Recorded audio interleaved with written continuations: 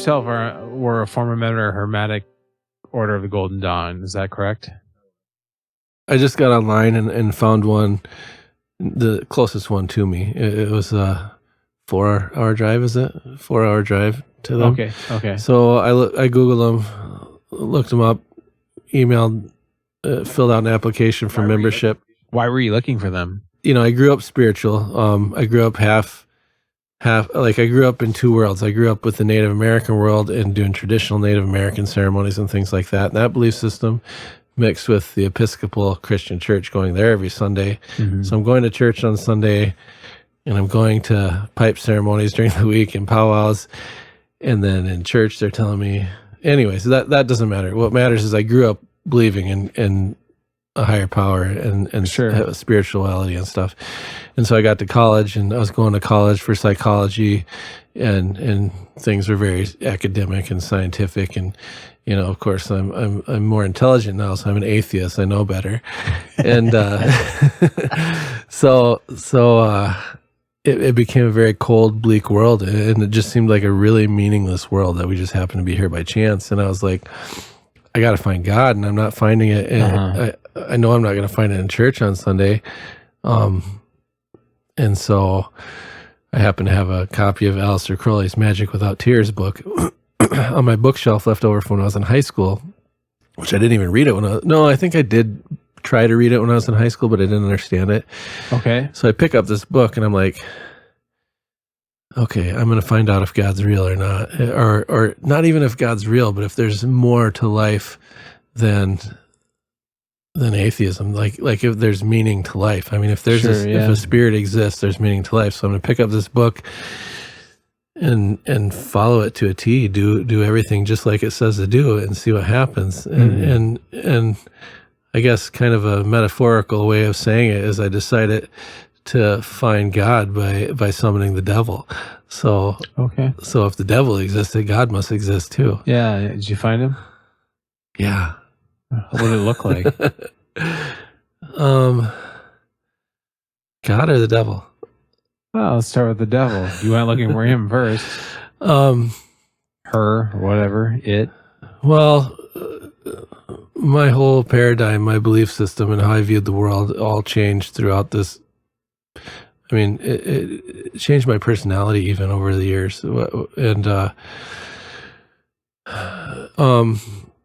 Lucifer and Satan, I discovered were two different things. So when I saw Lucifer, that was Prometheus. That was an advocate for humanity, not what I expected. And then Satan was like Ahriman from the Hindu, is that Hindu religion? Ahriman or Buddhist? I'm not sure. Old Eastern Ahriman, the evil one, the adversary. And then I guess I found lots of devils and lots of gods is the easiest way to say it, rather than. But you have Prometheus here and Ahriman. Which is one genuinely bad, or is that just too oversimplifying? No, Ahriman's bad. Prometheus is an advocate for humanity. Okay. So is Prometheus an advocate for humanity on the side of it's okay to be prideful, and it's okay to have some of an ego and to look out for oneself, and Ahriman is like, just fuck everybody over if you need to? Yeah, Ahriman's like the nihilist, I'm going to destroy you, I'm the destroyer. And Prometheus, he stole fire from Zeus and gave it to humanity. It's the equivalent of Lucifer, the serpent in the Garden of Eden. Getting the knowledge, giving the knowledge of good and evil to mankind. Mm-hmm. And what did that do? That made man like God. What I think that means is that made it that man could think like God and have consciousness like God. It may have been a reference, a parable, a story explaining how we went from maybe like animal consciousness to the human consciousness we have today. Life is, and our consciousness and our view of our fellow person changed when, like you mentioned, went from that animal consciousness to the human consciousness, and that falls under self-awareness. Yeah. And like some of us evolved just enough to be self-aware enough to know how our actions and behaviors impact ourselves and benefit ourselves. And there's the few that didn't have that ability, and we were able to realize that and take advantage of them to our own benefit. Yeah. And I don't know where that fits in all of this, but that's some of the things I was like, yeah, I mean, we have apes, we have gorillas today, and there doesn't seem to be anything between us and them. And it's probably because they were more competitive with us, and we killed them off. Yeah. As opposed to the ape that was, competitive to an extent, but not enough to, threaten our existence so much, and which we're actually, on the verge of killing off anyway. But like there was probably somewhere in between that's gone because of our will to live and conquer. Yeah. The source of this information is incredible. I just read it, and that's right. A lot of magic is incredible. Yeah. All right. Well, I just read it. I was like, a lot of the esoteric is incredible. I just read this writing, and I thought, well, that seems realistic. That seems possible. Yeah. God's not credible. Probably not. Yeah. I mean, the guy that he seems very, if anything, antisocial, right? Yeah. Like, believe in me or else. Yeah. There's no way to scientifically prove God exists, I don't think. Maybe quantum physics will prove it someday, but that doesn't mean it doesn't exist. Imagine if that was an embodiment of a human.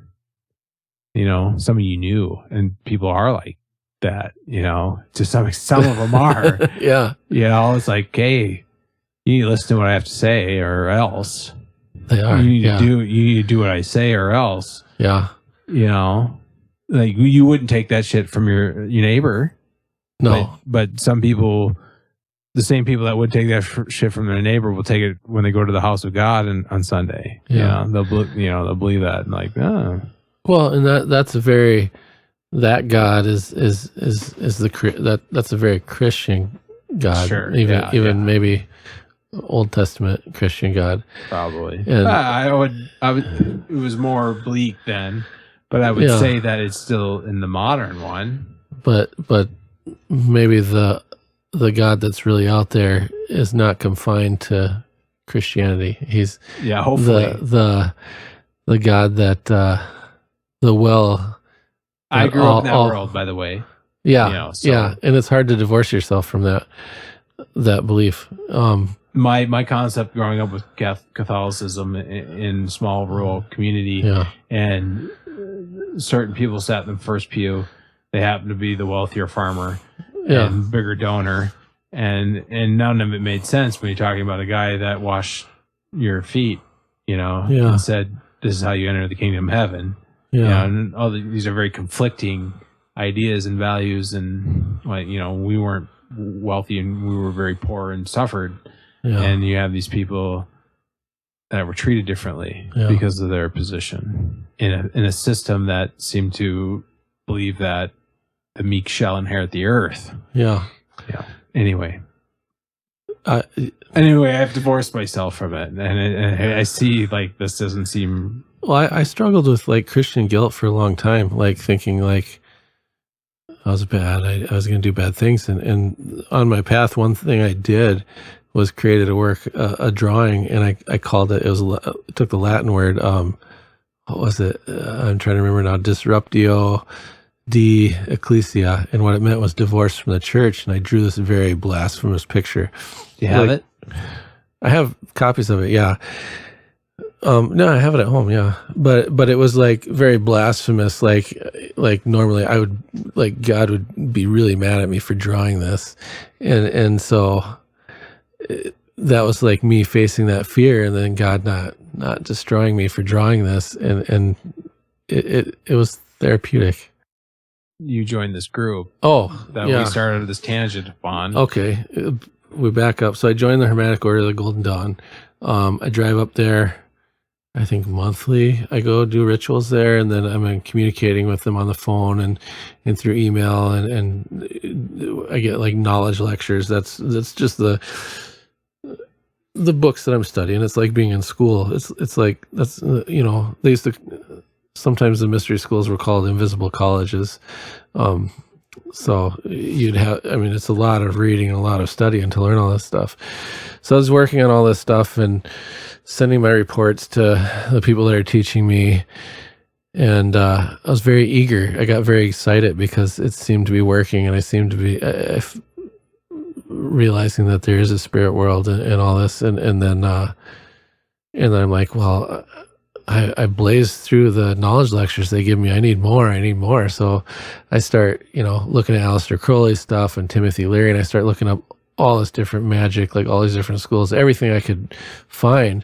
And this was back before the SEOs destroyed the internet, the search engine optimization.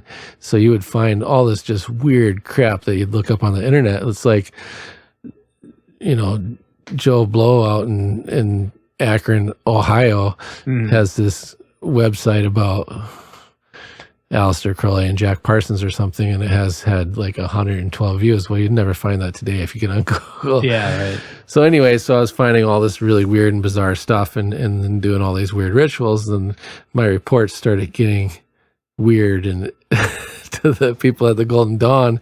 And so you met these people though, and you interacted with them in person, I should say. In human. Yeah, they initiated me, and we did we ate together, we did rituals. How you seem like you were very engaged and genuine about it. How did you get that perception from them? Did you feel like you were amongst people that were credible? Yeah, they are. And I looked one up about a year ago, and he's still he's got a website where he's like a classical astrologer, like a college professor or something like that, and they're very serious about it.